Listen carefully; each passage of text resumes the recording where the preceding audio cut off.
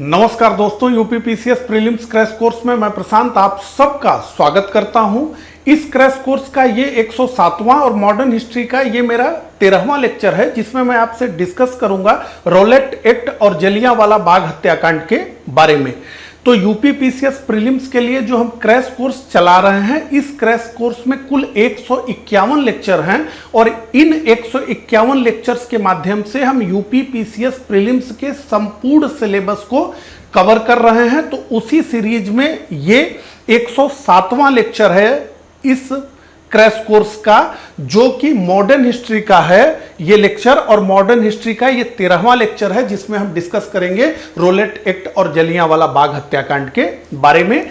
तो subject wise, topic wise सभी lectures आपको डिलीवर किए जा रहे हैं, बहुत समग्रता से, बहुत गहनता से, सभी फैक्ट्स को समाहित करता हुआ, साथ ही साथ प्रीवियस ईयर में जो क्वेश्चंस पूछे गए हैं उनको आपको बताते हुए ये सभी लेक्चर्स कंप्लीट किए जाते हैं। तो हमें कमेंट करके जरूर बताया करिए कि आपको हमारा ये प्रयास कैसा लगता है। अगर अच्छा लगता है तो वीडियो को लाइक किया करिए, चैनल को सब्सक्राइब नहीं किए हैं तो चैनल को सब्सक्राइब करिए, और साथ ही साथ आपका कोई विचार हो, सवाल हो, सुझाव हो तो वो कमेंट करके हमसे आप पूछ सकते हैं। तो अब देर न करते हुए चलिए सीधे लेक्चर्स को प्रारंभ करते हैं और पढ़ते हैं रॉलेट एक्ट और जलियांवाला बाग हत्याकांड को। तो यही हमारा टॉपिक है, रॉलेट एक्ट और जलियांवाला बाग हत्याकांड। तो अब आपके स्क्रीन पे एक सुंदर सी टाइमलाइन आ गई है। इसी टाइमलाइन के माध्यम से हम पूरे रॉलेट एक्ट और जलियांवाला बाग हत्याकांड को पढ़ेंगे। तो इस तरह के टाइमलाइन के माध्यम से पढ़ने का सबसे प्रमुख लाभ ये होता है कि एक तो आपको सारी बातें कहानी की तरह समझ में आती हैं, दूसरा ये क्रमबद्ध तरीके से एक एक फैक्ट आपके दिमाग में जाता रहता है। तो जब क्रमबद्ध तरीके से फैक्ट आपके दिमाग में जाता है तो वो लंबे समय तक याद रख पाते हैं आप। और तीसरा इसका सबसे बड़ा लाभ ये है कि जब आपको लास्ट टाइम में रिवीजन करना हो तो एक एक टॉपिक का रिवीजन 10 मिनट के अंदर आप कर सकते हैं, क्योंकि सारी चीजें क्रम से हैं, व्यवस्थित तरीके से हैं। तो व्यवस्थित चीजों को दिमाग ठीक प्रकार से ग्रहण करता है अव्यवस्थित चीजों की अपेक्षा। ठीक है, तो इसका यह फायदा है। तो रॉलेट एक्ट और जलियांवाला बाग हत्याकांड हमको पढ़ना है। तो रॉलेट एक्ट जो भारत में आया उसके पीछे क्या पृष्ठभूमि थी, यानी रॉलेट एक्ट किन परिस्थितियों में भारत आया, या दूसरे शब्दों में कहें तो वो कौन सी परिस्थितियां थी जिन्होंने रॉलेट एक्ट को भारत में अवश्यंभावी बना दिया कि ब्रिटिश कुछ इस तरह का कानून लाए रॉलेट एक्ट टाइप का। वो कौन सी परिस्थितियां थी? तो पिछले लेक्चर्स में हमने डिस्कस किया हुआ है भारत में क्रांतिकारी राष्ट्रवादियों को। तो जब हम क्रांतिकारी राष्ट्रवादी कहते हैं तो इसका अर्थ हमारा यह होता है कि हम हिंसक क्रांतिकारियों की बात करते हैं, जिन्होंने ये माना कि अहिंसा से कोई हल नहीं निकलेगा और कोई हल निकालने के लिए, किसी व्यवस्था का परिवर्तन करने के लिए हमें हिंसा का सहारा लेना होगा। यानी जिन्होंने माना कि क्रांति बंदूक के गोली से निकलती है या क्रांति बंदूक के नली से निकलती है। तो हिंसक क्रांतिकारियों की बात हमने की, जिन्हें हम क्रांतिकारी राष्ट्रवादी कहते हैं। तो अगर हम देखें 1905 से लेकर 19 तक, तो भारत में क्रांतिकारी राष्ट्रवाद का प्रसार हमने टॉपिक में लिखा है। इसका मतलब है कि बहुत सारी हिंसक क्रांतिकारी घटनाएं हमको इस दौर में देखने को मिले। हालांकि सबसे पहले तो हम बात करेंगे कि पूना के प्लेग कमिश्नर मिस्टर रैंड और एरेस्ट की हत्या चापेकर बंधुओं द्वारा की गई। इसके अलावा हम देखें तो 1908 में मुजफ्फरपुर के जज किंग्सफोर्ड की गाड़ी पर 2 लोगों ने बम मारा, खुदीराम बोस और प्रफुल्ल चाकी ने बम मारा। इसके अलावा हमें 1907 की अनुशीलन समिति दिखती है। इसके अलावा हमें बाघा जतिन दिखते हैं। इसके अलावा हमें दिल्ली षड्यंत्र केस दिखता है, जिसमें लॉर्ड हार्डिंग की गाड़ी पर बम मारा गया, रासबिहारी घोष की प्लानिंग थी। इसके अलावा 1909 में इंडिया हाउस से जुड़े हुए भारत के मदन लाल धिंगरा ने करजन वायली की हत्या की लंदन में। इसके अलावा पूरा गदर मूवमेंट हमको देखने को मिला। तो ये सब 1905 से लेकर 1919 में भारत में क्रांतिकारी राष्ट्रवादी हिंसक गतिविधियां हमें देखने को मिली। अब कांग्रेस के अंदर, ये सब तो हम कांग्रेस के बाहर के घटनाक्रमों को कर रहे हैं, सबको हमने पढ़ा है। जो मुझे ठीक अभी याद आया वो मैंने आपको बताया। मतलब मैं बताना ये चाहता हूं कि एक से एक कई क्रांतिकारी घटनाक्रम हमको देखने को मिले 1905 से लेकर के 1919 की अवधि तक। हालांकि ठीक प्रकार से कहें तो हमें 1914 तक दिखता है, गदर आंदोलन तक ये मूवमेंट हमें भारत में दिखता है। ठीक है, अब इसी समय कांग्रेस के अंदर हम देखें तो कांग्रेस के अंदर भी लाल बाल पाल, अरविंदो घोष, ये लोग आ गए हैं। लाल बाल पाल की तिकड़ी आ गई है, बिपिन चंद्र पाल आ गए हैं, लाला लाजपत राय आ गए हैं, बाल गंगाधर तिलक आ गए हैं, जिन्होंने स्पष्ट रूप से स्वराज की सीधी मांग करना प्रारंभ कर दिया है। और उन्होंने नरमपंथियों की, प्रारंभिक राष्ट्रवादियों की अनुनय विनय और याचना प्रार्थना की नीति को उठाकर फेंक दिया है और वो अब सीधे स्वराज की मांग कर रहे हैं। तो कांग्रेस के अंदर भी हम देखें तो गर्मपंथियों का प्रभाव जो है बहुत हमें दिखता है। उसके बाद हम तो जानते हैं कि कांग्रेस में स्प्लिट हो गया। उसके बाद होम रूल लीग आंदोलन भी प्रारंभ हुआ, तिलक को जेल हुई। अब इसी दौरान हम देखते हैं कि इन क्रांतिकारी घटनाक्रमों को दबाने के लिए भारत में कई सारे अधिनियम एक साथ आए। तो 1907 का राजद्रोही सभा अधिनियम हमें दिखता है, भारतीय समाचार पत्र अधिनियम 1908 का दिखता है, जिससे मुक्त पत्रकारिता को दबाने का प्रयास किया गया। फौजदारी कानून संशोधन अधिनियम 1908 का दिखता है, भारतीय प्रेस अधिनियम 1910 का दिखता है। और इसी दौरान यानी जब प्रथम विश्व युद्ध प्रारंभ हुआ तो उस समय प्रथम विश्व युद्ध के दौरान भारत सुरक्षा कानून एक लागू किया गया था 1915 में। तो 1915 में भारत सुरक्षा कानून भी, जिन कानूनों का मैंने नाम लिया उन्हीं का एक हिस्सा था। तो भारत सुरक्षा कानून का भी अब एक्सपायरी डेट आ रहा था। तो इन सब परिस्थितियों में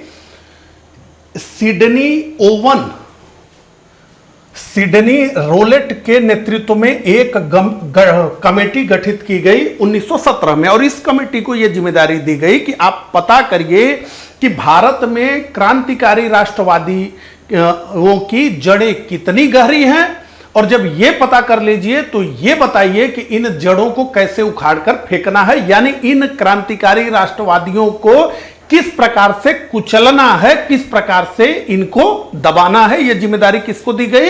तो यह जिम्मेदारी दी गई सिडनी रोलेट को।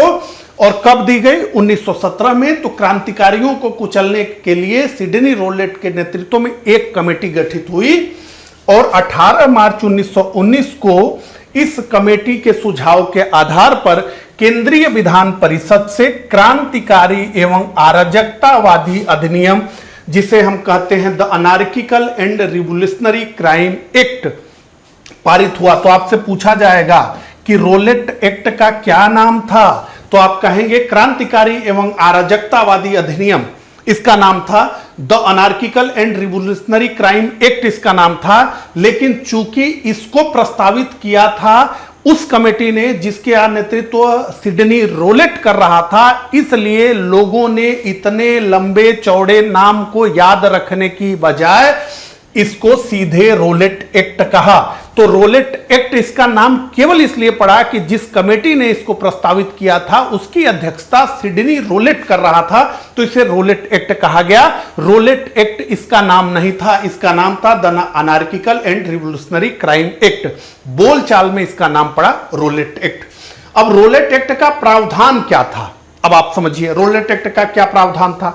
तो अंग्रेजी सरकार जिसको चाहे, जब चाहे और जब तक चाहे बिना मुकदमा चलाए जेल में रख सकती है। अभी क्या कानून है भारत में? तो भारत में कानून है कि किसी को पकड़ लिए तो 24 घंटे के अंदर मजिस्ट्रेट के समक्ष रखो, उसको अपनी बात रखने की अधिकारिता है। ये सब अधिकारिता मिलता है। लेकिन इस कानून में क्या व्यवस्था थी कि सरकार जिसको चाहे, जब चाहे और जब तक चाहे बिना मुकदमा चलाए जेल में रख सकती है।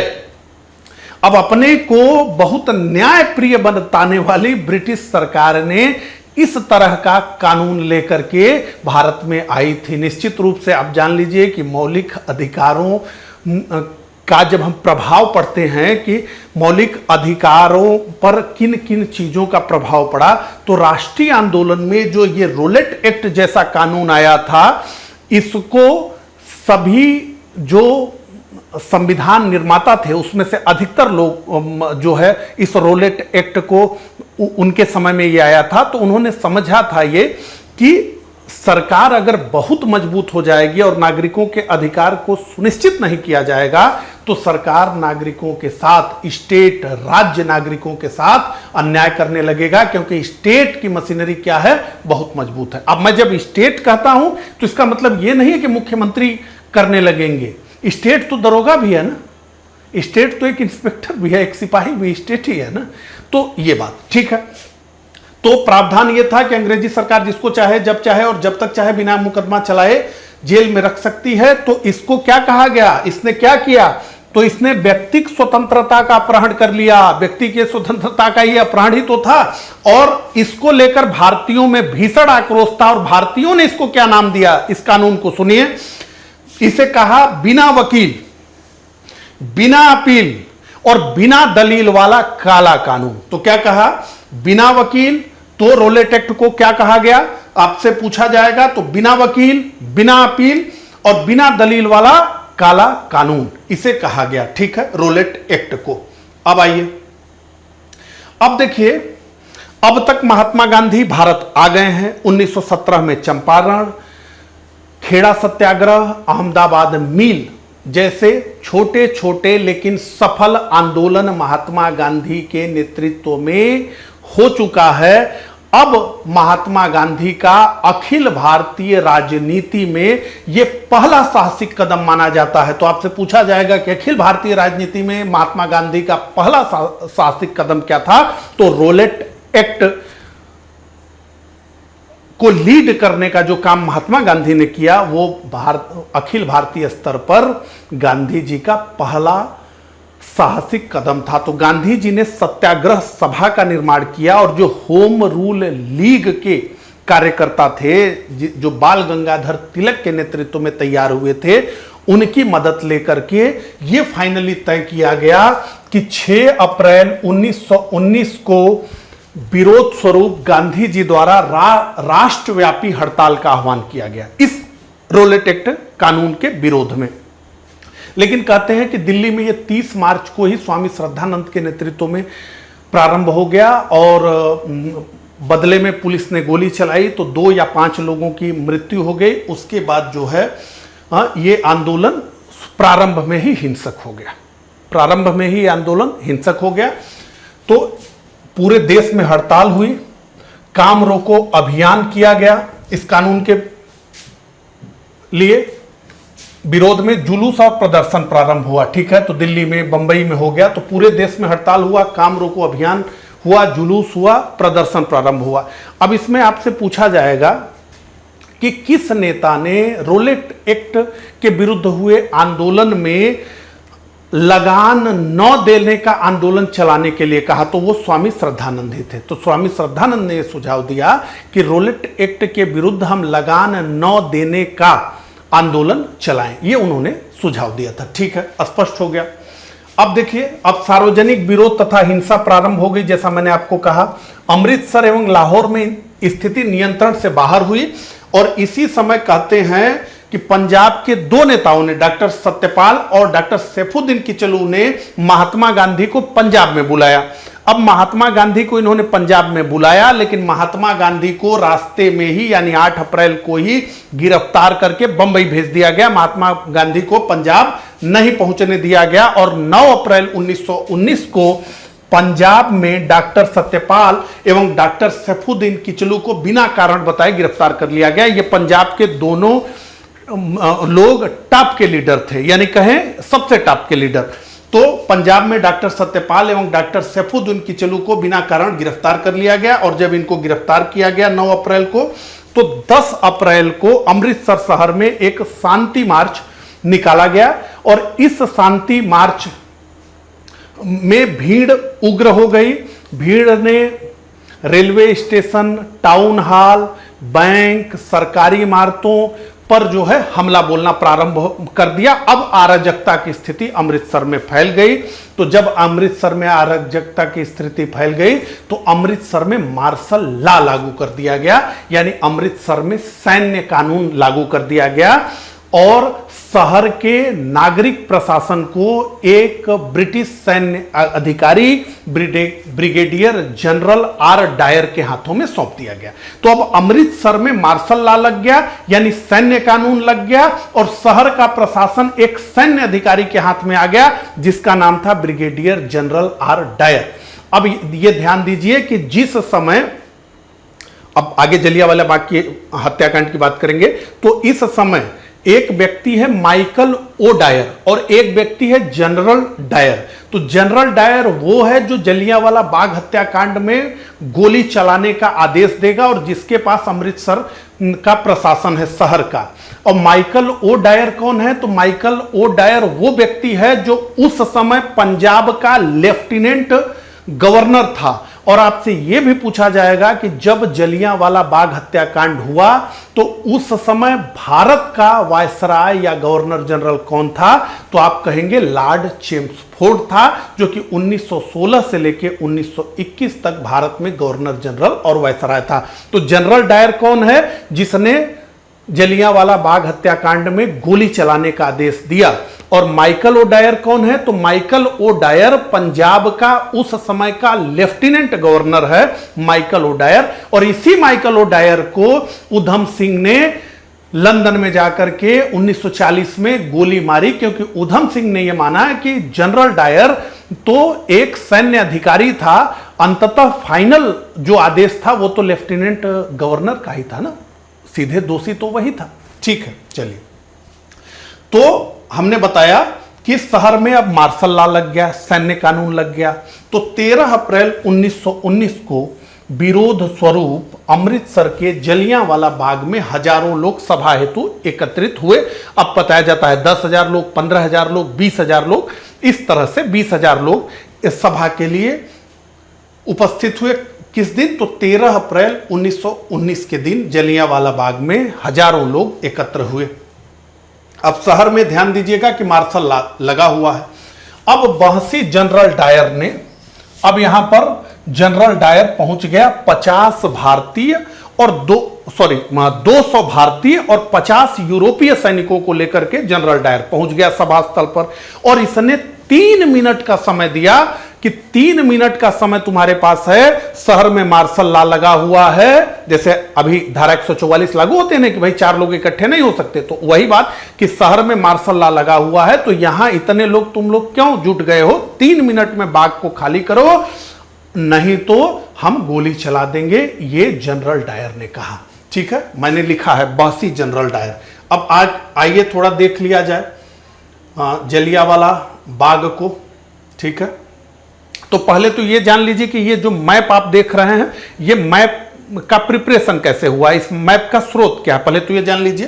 तो site plan of Jallianwala Bagh based on map used in the Indian national Congress report. तो जो तहकीकात कमेटी कांग्रेस ने बनाई थी उसने 1920 में जो चित्र मैप बनाया था वो ये है। ठीक है, तो ये बताया जा रहा है कि ये बाग 225 लेंथ थी इसकी और 180 मीटर इसकी चौड़ाई थी। ठीक है, अब आप देख लीजिए, तो ये पूरा बाग है। अब एक एंट्रेंस का गेट यहां पर आपको दिख रहा है। ठीक है, ये एंट्रेंस का गेट है, ये है। चारों तरफ बाग के ऊंची ऊंची दीवारें हैं, कहीं से निकलने की स्थिति नहीं है। ये एंट्रेंस भी बहुत सकरा है। और जनरल डायर कहां खड़ा हुआ? तो जनरल डायर यहीं पे आके खड़ा हो गया। और यहां पर तो 200 भारतीय हैं और 50 कौन है? तो 50 यूरोपीय हैं। तो उन लोगों को यहां पे खड़ा किया गया, 3 मिनट में समय दिया गया कि यहां से भाग जाओ। अब ये रास्ता यही निकलने का था। यहां पर आप देखें कुआं है, दीवार काफी ऊंची थी। ठीक है, दीवार काफी ऊंची थी। 3 मिनट का समय देने के बाद स्ट्रेट फायरिंग करा दिया। मतलब हमेशा रूल ये होता है कि हवा में फायरिंग होता है डराने के लिए, हवा में ही फायरिंग हो। अगर 200 लोग मिल के हवा में फायरिंग करें तो कौन सी भीड़ टिकेगी? आप बताइए, सब लोग भाग जाएंगे। लेकिन पता नहीं इसके अंदर कौन सा पैचासिक राक्षसी प्रवृत्ति बैठी हुई थी जनरल डायर के, इसने स्ट्रेट गोली चलाने का आदेश दिया। और आप यह समझ लीजिए कि जनरल डायर तो आदेश दे रहा था, लेकिन गोली चलाने वालों में 200 भारतीय भी थे। तो अंग्रेजों ने या फिर हम लोगों ने स्वयं को कितना कमजोर बना लिया था, आपस में खुद को कितना बांट लिया था कि एक अंग्रेज अधिकारी अपने ही भाइयों पर गोली चलाने के लिए कह रहा है और 200 भारतीय गोली चला रहे हैं। और कहते हैं कि गोली चलाना तब बंद हुआ जब कारतूस खत्म हो गया। तो कई लोग तो इस कुएं में कूद गए, इसी कुएं में कूद गए, ठीक है। कई लोग बाउंड्री को से ऊपर जाकर के भागना चाहते थे, वो मारे गए, ठीक है। इसकी हम बात करेंगे। तो अभी आपने ये देख लिया, तो आइए देखिए, हमने बताया हुआ है कि 13 अप्रैल 1919 को बैसाखी के दिन अमृतसर के जलियांवाला बाग में कितना बड़ा त्योहार होता है बैसाखी का, पंजाब में आप जानते हैं। सैफुद्दीन किचलू और डॉक्टर सत्यपाल की गिरफ्तारी और शांति मार्च में हुए गोलीकांड के विरुद्ध एक शांतिपूर्ण सभा का आयोजन किया। जनरल डायर ने इस सभा के आयोजन को सरकारी आदेश की अवहेलना समझा। क्यों? क्योंकि मार्शल लॉ लगा था। और जब सभा में 8-10 हजार लोग एकत्रित हो गए, तब जनरल डायर 200 भारतीय और 50 अंग्रेज सैनिकों के साथ जलियांवाला बाग पहुंचा। उस समय सभा की कार्यवाही शांतिपूर्वक चल रही थी। सभा स्थल चारों ओर से ऊंची ऊंची दीवारों से, जैसा मैंने आपको दिखाया, घिरा था और निकलने का केवल एक ही रास्ता था। जनरल डायर द्वारा सभा स्थल को घेर लिया गया। सभा में शामिल लोगों को वहां से निकलने के लिए 3 मिनट, केवल 3 मिनट का समय दिया गया, जबकि संख्या लगभग 10,000 का अनुमान था कि 10,000 थी। किसी को कुछ समझ आता कि क्या हो रहा है, उससे पूर्व ही जनरल डायर ने निहत्थे लोगों पर गोली चलाने का आदेश दे दिया। और डायर के सैनिकों ने लगभग 10 मिनट तक, एक फायर होता है, 2 फायर होता है, तो कैसी दहशत होती है। 10 मिनट, ये सीमा पर युद्ध नहीं लड़ा जा रहा है, ये निहत्थे लोगों पर 250 लोग गोली चला रहे हैं। और 10 मिनट कितना अधिक हुआ? 10 मिनट आप सोचें। डायर के सैनिकों ने लगभग 10 मिनट तक लोगों पर गोलियां दागी और गोली चलाना तभी बंद किया जब कारतूस समाप्त हो गया। जैसा मैंने कहा, इस गोलीकांड में यह अनुमान लगाया जाता है कि 1000 लोग मारे गए और घायल हुए। लेकिन सरकारी रिपोर्ट, आप समझिए, सरकारी रिपोर्ट हमेशा कम करके बताती है, लेकिन सरकारी रिपोर्ट में भी यह कहा गया कि गोलाबारी में 379 व्यक्ति मारे गए और 1200 लोग घायल हुए। 1200 लोग घायल हुए और 379 व्यक्ति मारे गए। कहते हैं जलियांवाला बाग में जो कुआं था उसमें लाशों की तह जम गई थी। मतलब एक के ऊपर एक लोग दम घुटने से मर गए। उन्होंने अपनी जान बचाने के लिए वो कुएं में कूदे, उसके ऊपर कोई और कूद गया, फिर उसके ऊपर कोई कूद गया। इसी समय जो है उधम सिंह यहां पे कहते हैं पानी पिला रहे थे। और सोच लीजिए उधम सिंह के दिमाग में कि ये पूरा घटनाक्रम किस तरीके से बैठ गया कि घटनाक्रम हुआ 1919 में। उधम सिंह ने कसम खाई 1919 में।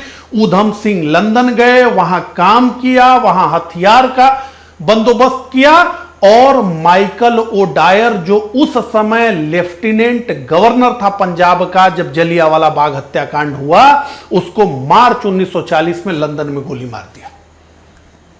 सोचिए, कोई व्यक्ति 21 साल तक, जब वो जलियांवाला बाग हत्याकांड हुआ तो वो एक बच्चे के ही तरह थे, हो सकता है 16-18 साल के आसपास हो, लेकिन उनके स्मृति पटल पे ये घटनाक्रम बैठ गया, ठीक है। तो घायल हुए। अब आप देखिए, तो यहां फिर से चार्ट पे हम आते हैं, ठीक है। पूरा भारत स्तब्ध रह गया, एकदम सनसनी फैल गई, पूरे भारत में सनसनी फैल गई। जिसने सुना उसके रोंगटे खड़े हो गए और अंग्रेजी कुर्ता ने देश को मौन कर दिया। लगा कि लकवा मार गया सबकी जबान को, बोले क्या, कहे क्या, ये क्या हुआ कि मतलब इस तरह से 20वीं सदी के भारत में यह होगा कि बाग में लोगों को घेर कर सीधे गोली चलाई जाएगी। मतलब भेड़ बकरियों से भी बुरी स्थिति भारतीयों की कर दी जाएगी। तो रविंद्रनाथ टैगोर ने अपनी नाइट की उपाधि लौटा दी। आपसे बार बार पूछा जाएगा अपने नाइटहुड की उपाधि किसने लौटाई, तो रविंद्रनाथ टैगोर ने अपने नाइटहुड की उपाधि लौटा दी और शंकर नायर ने वायसराय की परिषद से इस्तीफा देने का काम किया। ठीक है, और रविंद्रनाथ टैगोर ने क्या कहा, बहुत अच्छी बात कही, उसको भी हम देखते हैं। ठीक है, देखिए, इस भीभत्स कृत्य के विरोध में रविंद्रनाथ टैगोर ने अपनी नाइट की उपाधि वापस कर दी और कहा कि समय आ गया है जब सम्मान के तमगे अपमान के बेतु के संदर्भ में हमारे कलंक को सुस्पष्ट करते हैं। ये सम्मान का ही तब का है ना नाइट की उपाधि। जहां तक मेरा प्रश्न है, इन्होंने स्पष्ट कहा, जहां तक मेरा प्रश्न है, मैं सभी विशेष उपाधियों से रहित होकर, अब मैं नाइट नहीं हूं, नाइटहुड नहीं हूं, मैं सभी विशेष उपाधियों से रहित होकर अपने देशवासियों के साथ खड़ा होना चाहता हूं जो तथाकथित रूप से महत्वहीन माने जाते हैं और अमानवीय अत्याचार सहने को मजबूर हैं। और इस हत्याकांड के विरोध में बहुत पूछा जाएगा आपसे। वायसराय की कार्यकारी के सदस्य शंकर नायर ने अपना त्याग पत्र दे दिया। प्रीवियस ईयर में यह बार बार पूछा गया है कि जलियांवाला बाग हत्याकांड के विरोध में किसने वायसराय की कार्यकारी परिषद से इस्तीफा दे दिया, तो आपका उत्तर होगा शंकर नायर ने त्यागपत्र दे दिया। अब जलियांवाला बाग हत्याकांड के बाद और क्या अमानवीय कार्य हुआ पंजाब में, उसको भी हम समझ लेते हैं। ठीक है, तो देखिए, इस हत्याकांड के बाद, यानी जलियांवाला हत्याकांड के बाद पूरे पंजाब में मार्शल लॉ लगा दिया गया और लोगों के साथ बेहद अमानवीय अत्याचार किए गए। इस हत्याकांड और पंजाब में मार्शल लॉ के दौरान लोगों पर किए गए अत्याचारों के संबंध में ब्रिटिश सरकार द्वारा नाइट की उपाधि प्राप्त और उदारवादी वकील शिव स्वामी अय्यर क्या कहते हैं। अब यह समझ लीजिए कि जलियांवाला बाग हत्याकांड ने बहुत सारे नरमपंथियों को भी झकझोर डाला।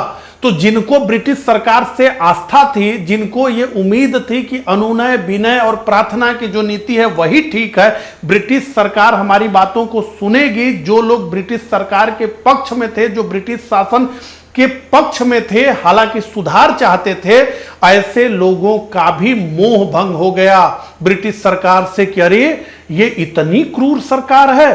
ठीक है, तो उदारवादी वकील शिव स्वामी अय्यर क्या कह रहे हैं, देखिए। जलियांवाला बाग में लोगों को बिखरने का अवसर दिए बिना सैकड़ों निहत्थे लोगों का कत्लेआम, गोलीबारी में घायल सैकड़ों लोगों की दशा के प्रति जनरल डायर की बेरुखी, जो लोग बिखर कर भागने लगे थे उन पर मशीन गनों से गोलाबारी, लोगों पर सार्वजनिक रूप से कोड़े बरसाना। अब यहां से बात हो रही है जो पंजाब में मार्शल लॉ लगाया गया जलियांवाला बाग हत्याकांड के बाद, लोगों पर सार्वजनिक रूप से कोड़े बरसाना, हजारों छात्रों को उपस्थिति जताने के लिए 16 मील दूर प्रतिदिन जाने का आदेश, 500 छात्रों और प्रोफेसरों की गिरफ्तारी और नजरबंदी, 5 से 7 वर्ष के स्कूली बच्चों को भी झंडे की सलामी के लिए परेड में उपस्थित रहने के लिए बाध्य करना, एक विवाह मंडली पर कोड़ों की बारिश, डाक पर सेंसर, 6 सप्ताहों तक बादशाही मस्जिद पर ताला, किसी ठोस कारण के बिना लोगों की गिरफ्तारी और नजरबंदी, गिरफ्तार लोगों को खुलेआम बंद रखने के लिए एक बड़े पिजड़े का निर्माण, दंड के नए नए रूपों का आविष्कार, क्या सड़क पर रेंग कर चलने के लिए आदेश, तो चलो सड़क पर रेंगो, कूदते हुए चलने का आदेश, तो कूद कूद कर चलो, जो नागरिक या सैनिक किसी भी कानून प्रणाली के लिए अज्ञात है लोगों को वैसा करने को कहा गया। और देखिए, लोगों को एक ही बेड़ी में जकड़ कर रखना, उन्हें खुली ट्रकों में 15-15 घंटों तक रखना, निहत्थे नागरिकों के खिलाफ हवाई जहाज और लेविस गनों युद्ध प्रणाली के नवीनतम। इसके अलावा देखिए, हिंदू मुस्लिम एकता के परिणाम जताने के लिए कि हिंदू मुस्लिम एकता का क्या परिणाम है, तो एक हिंदू और एक मुसलमान को एक ही बेड़ी में जकड़ कर रखा गया। तो ये सब पंजाब में मार्शल लॉ के दौरान प्रशासन द्वारा किए गए अमानवीय कृत्यों में से कुछ एक हैं, जिसने पंजाब में आतंक का राज कायम किया तथा जनता को हिला कर रख दिया। और ये लिख कौन रहे हैं, तो ये एक उदारवादी व्यक्ति हैं लिख रहे हैं। ठीक है, अगला, तो ब्रिटिश प्रशासन ने इस हत्याकांड की खबरों को दबाने का पूरा प्रयास किया, लेकिन खबर पूरे देश में फैल गई। तो कानून के शासन की डींग हाँकने वाली ब्रिटिश भारतीय सरकार द्वारा इस नरसंहार ने भारतीय मानस को अत्यंत व्यथित कर दिया। पूरे देश में व्यापक रूप से आक्रोश फैल गया। तो इस विभत्स कृत्य के विरोध में रविंद्रनाथ टैगोर ने अपनी नाइट की उपाधि वापस कर दी। और ये जो उन्होंने कहा वो मैंने आपको बताया। इसके आगे अब जो है हंटर कमीशन का गठन हुआ कि भाई ये जो हत्याकांड हुआ है इसके लिए हम हंटर कमेटी का गठन करते हैं। तो भारतीयों के रोष को संतुष्ट करने के लिए सरकार ने इसकी जांच के लिए आदेश दिया और लॉर्ड विलियम हंटर की अध्यक्षता में एक समिति का गठन किया। अब इस समिति में कुल 8 सदस्य थे। तो देखिए कहीं ये 8 दिखता है, कहीं ये 7 दिखता है, और अभी मैं उस तरीके से इसको स्पष्ट नहीं कर पाऊंगा क्योंकि एकदम पूरी सीरीज लगी हुई है, तो उतना टाइम मिलना चाहिए चीजों को लेकर के, ठीक है। तो डाउट इन्हीं में है, टॉमस स्मिथ में, ठीक है। तो इस समिति में कुल 8 या 7 सदस्य थे, जिसमें Lord Hunter, Justice Ruskin, WF Rice, George Barrow और 3 भारतीयों को इसमें स्थान दिया गया। एक तो थे सर चिमन लाल सीतलवाड़, साहबजादा सुल्तान अहमद और एक पंडित जगत नारायण। ये 3 लोगों को, 3 भारतीयों को इसमें स्थान दिया गया। तो हंटर कमेटी में कितने भारतीय थे? तो 3 भारतीय थे। तो ये हंटर कमेटी बनी। अब इस हंटर कमेटी ने क्या कहा देखिए।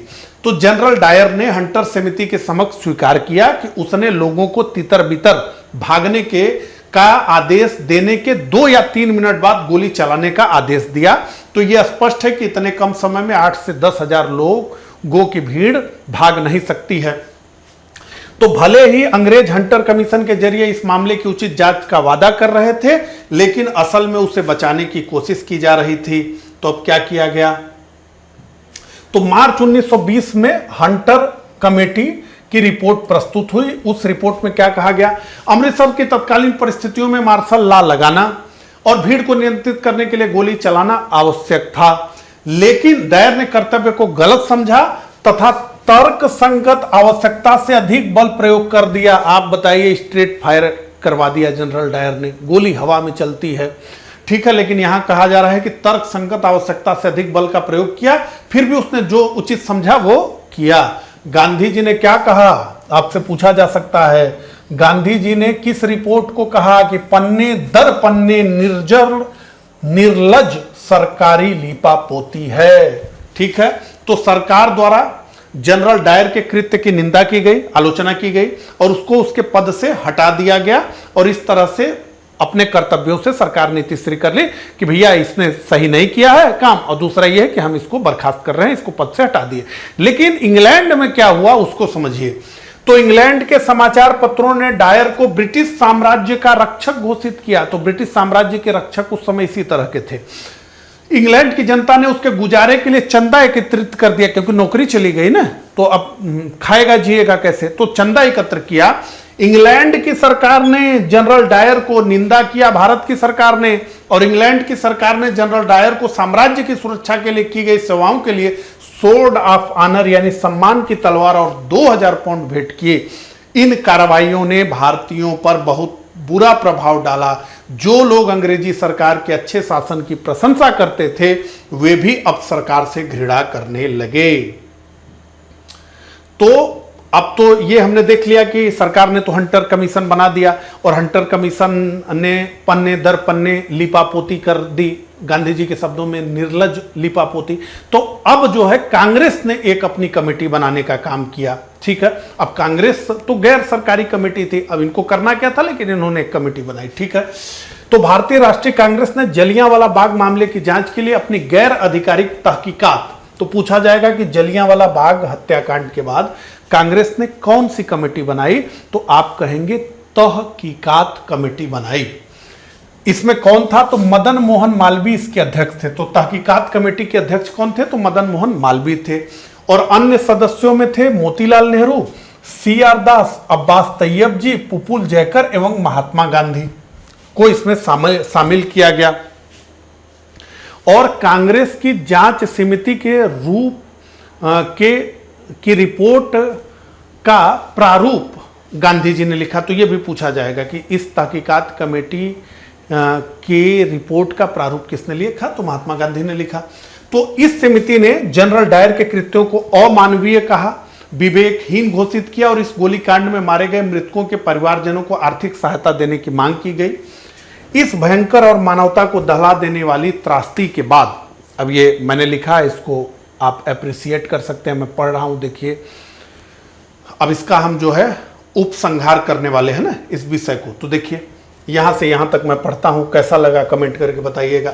इस भयंकर और मानवता को दहला देने वाली त्रासदी के बाद भारतीय राजनीतिक प्रदेश में आकस्मिक परिवर्तन आया, तुरंत परिवर्तन आया तथा राष्ट्रीय आंदोलन की दिशा सदा के लिए बदल गई। अब 1919 के पहले से जो भी दिशा थी वो अब सदा के लिए बदल गई, ठीक है। और इसी के बाद भारतीय राष्ट्रीय आंदोलन ने अपने तीसरे और निर्णायक दौर में प्रवेश किया। शताब्दियों के अत्याचारों और शोषण के पश्चात अब अंग्रेजों को गांधी जी के नेतृत्व वाले भारतीयों से सामना करना था। फिर से, शताब्दियों के अत्याचारों और शोषण के पश्चात अब भारतीयों को गांधी जी के नेतृत्व वाले शताब्दियों के अत्याचारों और शोषण के पश्चात अब अंग्रेजों को गांधी जी के नेतृत्व वाले भारतीयों से सामना करना था, जो उन्हें अगले 2 दशक के बाद इस भारतीय उपमहाद्वीप से सदा के लिए खदेड़ देने वाले थे। तो 1947 में खदेड़ दिए गए, ठीक है। तो कमेंट करके जरूर बताइएगा मुझे कि मेरा यह प्रयास आपको कैसा लगा। तो इस लेक्चर में हमने डिस्कस किया रोलेट एक्ट और जलियांवाला बाग हत्याकांड को। तो कमेंट करके मुझे जरूर बताइएगा कि मेरा यह प्रयास आपको कैसा लगा। मिलता हूं इसी तरह के अगले लेक्चर में, तब तक के लिए आप सभी को नमस्कार, धन्यवाद।